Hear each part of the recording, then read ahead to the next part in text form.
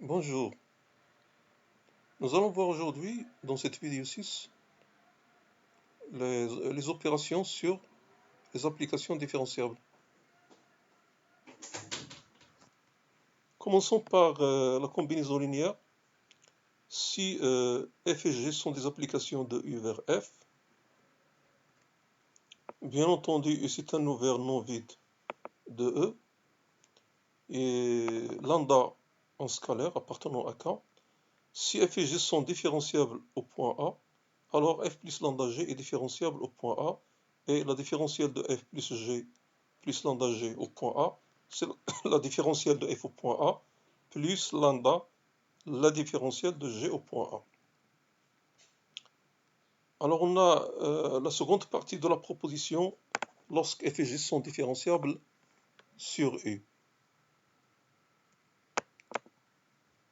Alors f plus lambda g est différenciable sur U, et pour tout x appartenant à U, on a la même formule, la différentielle de f plus lambda g au point x, c'est la différentielle de f au point x, plus lambda, la différentielle de g au point x. Comme conséquence, on a les remarques suivantes. Si on note D de AUF, l'ensemble des applications de U vers F différenciables au point A, alors c'est un DA de U dans F est un sous-espace vectoriel de l'espace vectoriel F de U vers F des applications de U vers F. De même, DUF, l'ensemble des applications de U vers F différenciables sur U est un sous-espace vectoriel de FUF. On peut remarquer même que, quel que soit A appartenant à U, on a l'intersection des dA de U vers F lorsque A décrit U est incluse dans dA de U vers F. Si bien que l'on peut dire que DUF est un sous-espace vectoriel de chacun des dA de U dans F. Voilà, donc c'est tout ce qu'on a à dire sur la combinaison linéaire. L'épreuve étant très facile pour la proposition, pour les sous-espaces vectoriels, il suffit de remarquer que l'application nulle est une application différenciable au point A, donc dA de U dans F est non vide, et puis par la proposition 10, c'est stable par combinaison linéaire, d'où le résultat. Puis appliquer le fait que toute intersection de K espace vectoriel est un espace vectoriel, donc ça termine la proposition sur la combinaison linéaire. On passe maintenant à la composition. Donc la composition des applications différentiables. Comme vous le savez, on a déjà des théorèmes qui concernent la composition sur les applications dérivables. On a même vu cette année la décomposition d'une application de I, d'un intervalle I vers E. Donc, il y a une application psi de J vers I, avec I et J des intervalles. On a vu comment se calcule la dérivée de la composée. Alors, maintenant, on a des applications vectorielles à variables vectorielles. Donc, on ne parle plus de la décomposition. On ne parle plus de la composition des applications dérivables, mais des applications différenciables. Alors, les données, on se donne trois espaces vectoriels E, F et G, espace vectoriel normé bien sûr, et on se donne un ouvert U de E, un ouvert V de F, et des applications F de U vers F et G de V vers G, telle que la condition F de U inclus dans V pour pouvoir composer. Donc, on se donne A appartenant à U, et on suppose que F est différenciable au point A, donc F est différenciable au point A, et G est différenciable au point F de A, alors la composée G en F est différenciable au point A. Et on a la formule donc D de G en F au point A est égal D de G au point F de A rend D de F au point A. Pour vous rendre compte un peu de l'homogénéité de cette composition, puisque A est un élément de E, TF au point A, c'est une application linéaire de E vers F, parce que F va de U vers F, avec U1 vers de E.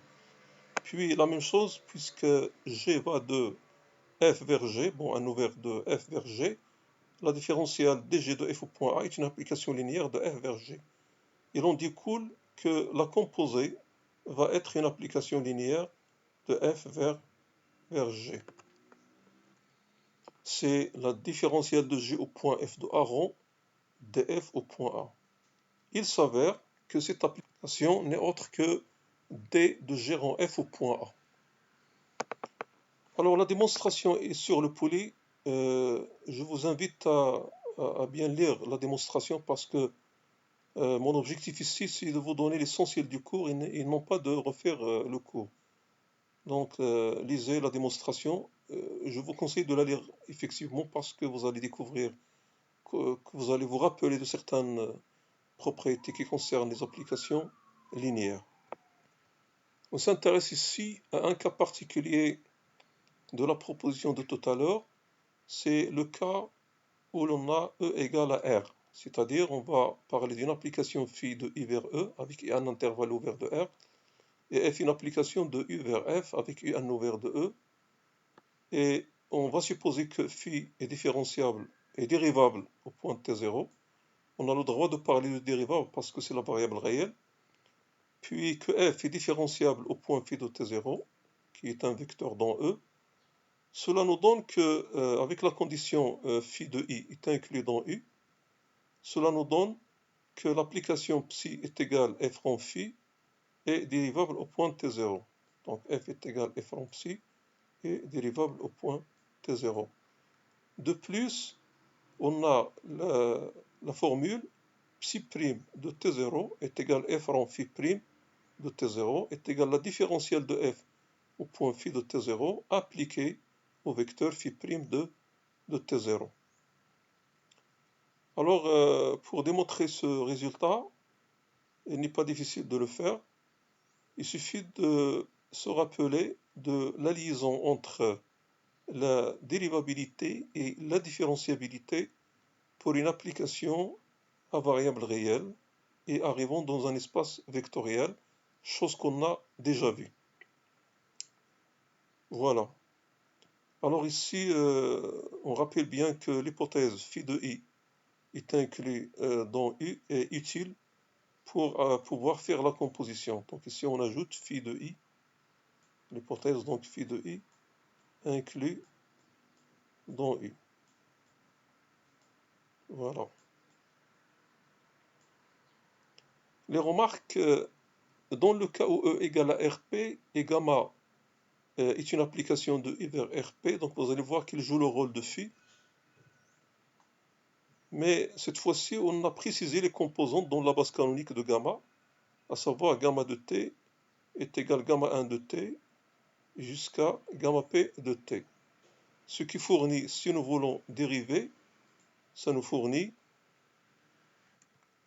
gamma prime de t est égal gamma prime 1 de t, virgule, jusqu'à gamma prime n de t.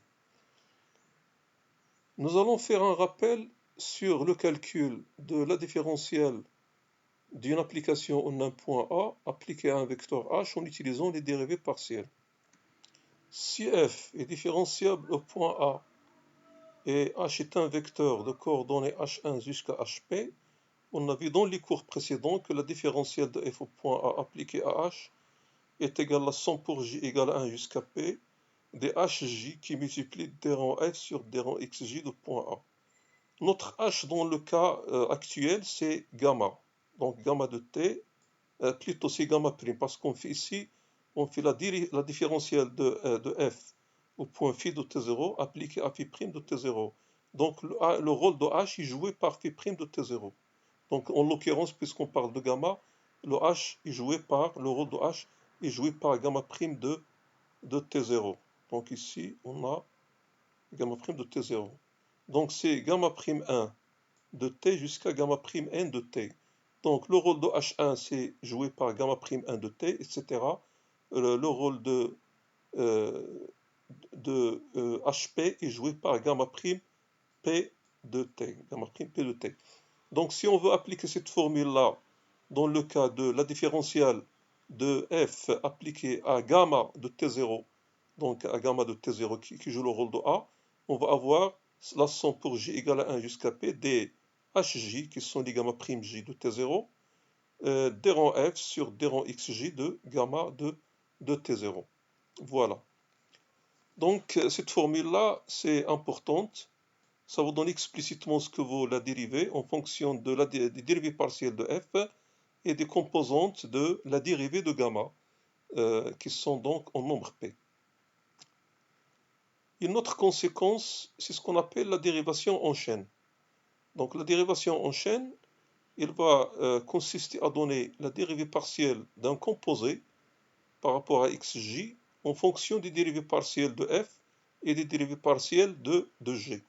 Donc on dispose de E, F, G, qui sont trois espaces vectoriels normés, F de U inclus dans E vers F, G de V inclus dans F vers G, qui sont donc des applications telles que F de U est inclus dans V. Et on se donne A appartenant à U, tel que F est différenciable au point A et G est différenciable au point F de A. Alors, vous savez que les dérivées partielles existent. On a donc les bases, donc on rapporte EFG à des bases E1 jusqu'à EP pour E, U1 jusqu'à UR pour V, et V1 jusqu'à Vn pour G. Et on note les coordonnées, comme vous le voyez, X1 jusqu'à XP pour E, Y1 jusqu'à YR pour F, et Z1 jusqu'à Zn pour G. Alors la formule, vous la voyez ici, c'est quel que soit J, entre 1 et P, on a la dérivée par rapport à X gérant F au point A, est égale donc à cette somme, K égale à 1 jusqu'à R, des d rang Fk sur d rang Xj appliqué à A, fois d rang G sur d rang Yk de F de A. Signalons ici que les Fk, ils désignent les composantes. Les voilà, F1 jusqu'à Fr, ce sont les composantes de F relativement à la base C. Vous voyez donc ce sont des scalaires. Donc ils jouent à peu près le rôle des gamma prime G ici au point T0. C'est normal parce qu'on prend les dérivés par rapport à XG. Comme on a pris ici les dérivés par rapport à la seule variable T, on a pris ici les dérivés par rapport à XG. La démonstration est très facile si vous connaissez les points du cours qui précèdent, la voici. Donc je vous conseille de relire ça. Et bien sûr, si vous avez des difficultés, posez-moi vos questions.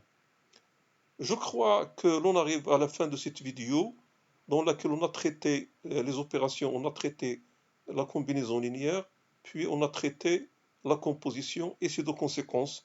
Première conséquence qui concerne la composition d'une fonction à valeur vectorielle et à variable vectorielle avec une fonction à variable réelle.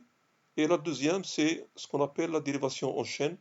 Ça veut dire donner les dérivées partielles d'un composé en fonction des dérivées partielles des termes donc G et F qui le constituent.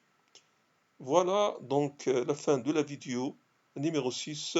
Merci pour votre attention et à la vidéo numéro 7, Inch'Allah.